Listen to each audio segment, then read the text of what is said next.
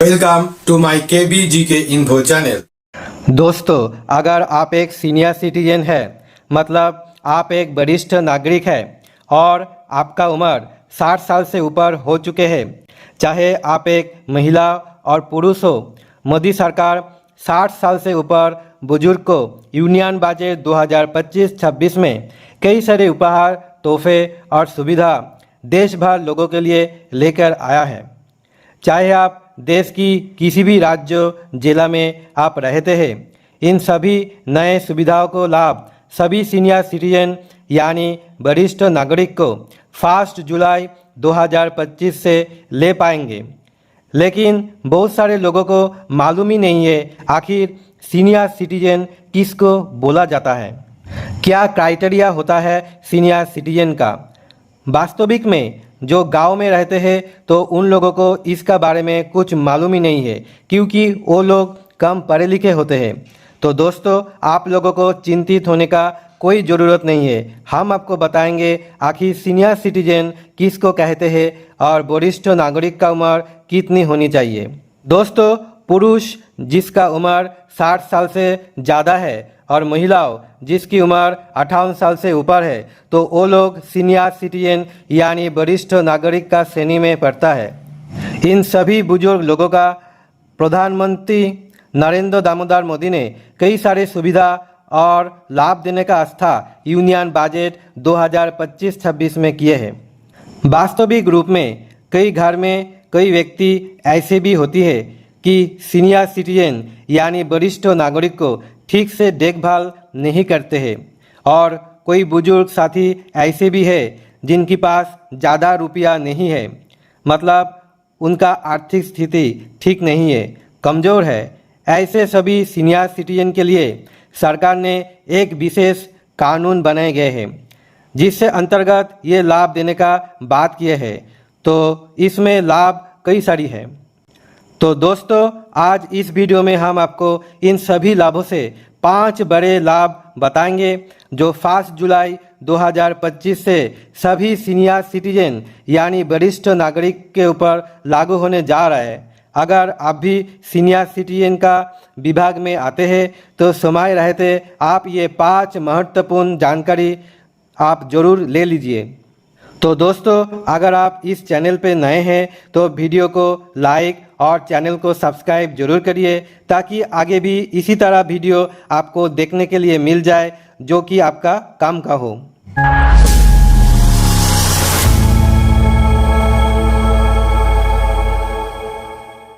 तो दोस्तों, सबसे पहले हम बात करते हैं बैंकिंग सुविधाओं के लेकर।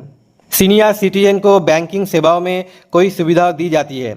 यदि किसी वरिष्ठ नागरिक ने बैंक में फिक्स डिपॉजिट यानी FD कराए हुए है तो 2025 के बजट में ये नियम लागू किए गए कि 1 लाख रुपया तक की ब्याज पर कोई TDS नहीं कटेगा।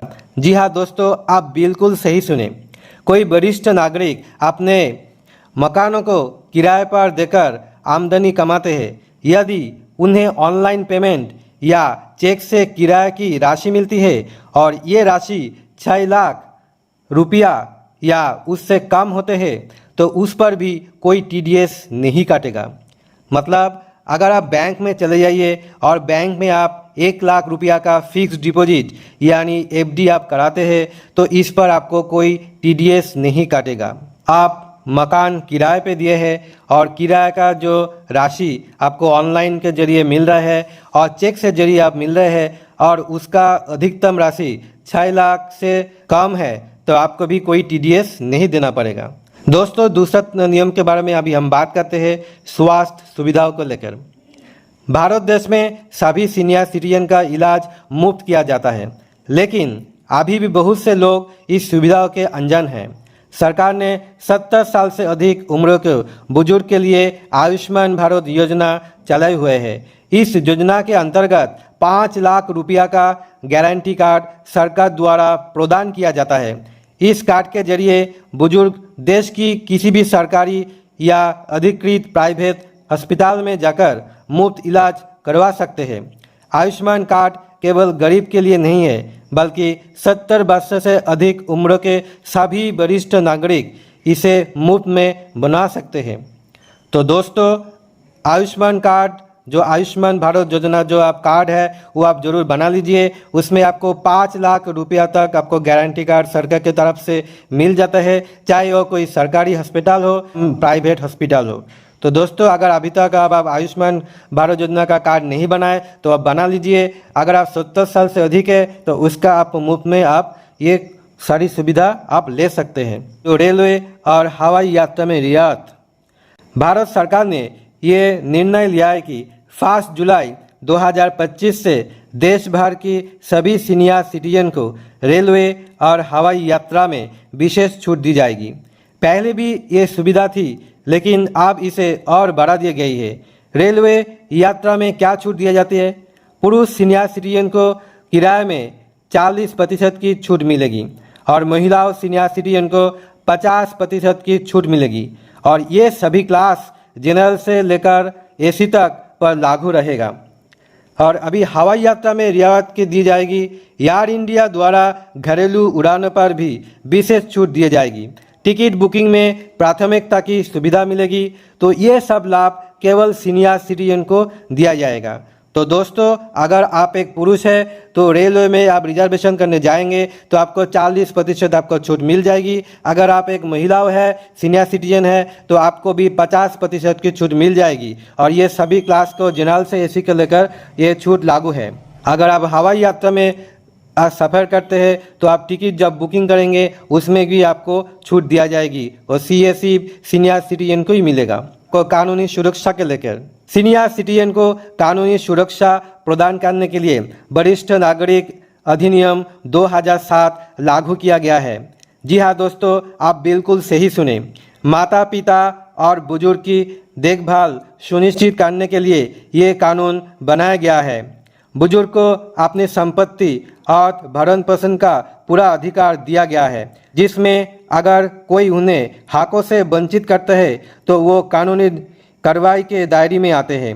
सरकार द्वारा फ्री लीगल हेल्प भी उपलब्ध कराए जाते हैं, जिसमें वरिष्ठ नागरिक को मुफ्त कानूनी सलाह और सहायता दी जाती है। अक्सर देखा गया कि बुजुर्ग को संपत्ति या अन्य अधिकार से वंचित कर दिया जाता है, पर यह कानून से माध्यम से अपने अधिकार को रक्षा कर सकते हैं। अगर आप एक सीनियर सिटीजन हैं और घर पे आपका बेटा और बेटी आपको ठीक से देखभाल नहीं कर रहे, तब आप वरिष्ठ नागरिक अधिनियम 2007 के तहत कानूनी का सहारा ले सकते हैं और ये भी आपको फ्री में मिल जाएंगे। आपका सामाजिक सुरक्षा पेंशन के बारे में अभी हम बात करेंगे। दोस्तों, अगला लाभ सीनियर सिटीजन को दिया जाता है वो सभी को मिलता है जिसका आर्थिक स्थिति ठीक नहीं है। जो सीनियर सिटीजन आर्थिक रूप से कमज़ोर है उन्हें सरकार मासिक पेंशन प्रदान करती है। ये पेंशन राशि हर राज्य में अलग अलग होती है। हरियाणा में 3,000 रुपया प्रतिमाह, दिल्ली में 2,500 से 3,000 रुपया प्रतिमाह। ये सुविधा विशेष रूप से गरीब बुजुर्ग के लिए चलाई गई है, जो बीपीएल रेशन कार्ड धारक है उसके लिए। तो दोस्तों, अगर आप हरियाणा राज्य में रहते तो आपको 3,000 रुपया पेंशन मिल जाएगी। अगर आप दिल्ली में रहते तो 2,500 से 3,000 रुपया तक आपको पेंशन मिल जाएगी। तो दोस्तों, इस वीडियो में सबसे अच्छा लाभ आपको कौन सा लगा, कमेंट सेक्शन में जाके जरूर कमेंट करिएगा। आशा करता हूँ आज का वीडियो आप लोगों को काफी पसंद आया होगा। वीडियो पसंद आए तो वीडियो को लाइक जरूर कर दीजिए। और दोस्तों, अगर आप केबीजी के इन्फो चैनल में पहली बार विजिट कर रहे तो चैनल को सब्सक्राइब जरूर कर दीजिएगा। बेल आइकॉन प्रेस करके सिलेक्ट ऑल करिए ताकि ऐसे इंटरेस्टिंग एंड नॉलेजेबल वीडियो का नोटिफिकेशन सबसे पहले आपको मिले। दोस्तों, आप इस वीडियो आप दोस्त लोगों के साथ शेयर करिए। सोशल मीडिया यानी Facebook, WhatsApp, Instagram, Telegram, Twitter, LinkedIn, जितना सोशल मीडिया है उतना आप शेयर करना बिल्कुल मत भूलिएगा, क्योंकि इस वीडियो सबको आप शेयर करेंगे तो सबका जानकारी प्राप्त होना बेहद ही जरूरी है। तो दोस्तों, आज के लिए इतना ही। फिर मिलते हैं अगले इंटरेस्टिंग एंड नॉलेजेबल वीडियो लेके। तब तक के लिए जय हिंद, वंदे मातरम, भारत माता की जय।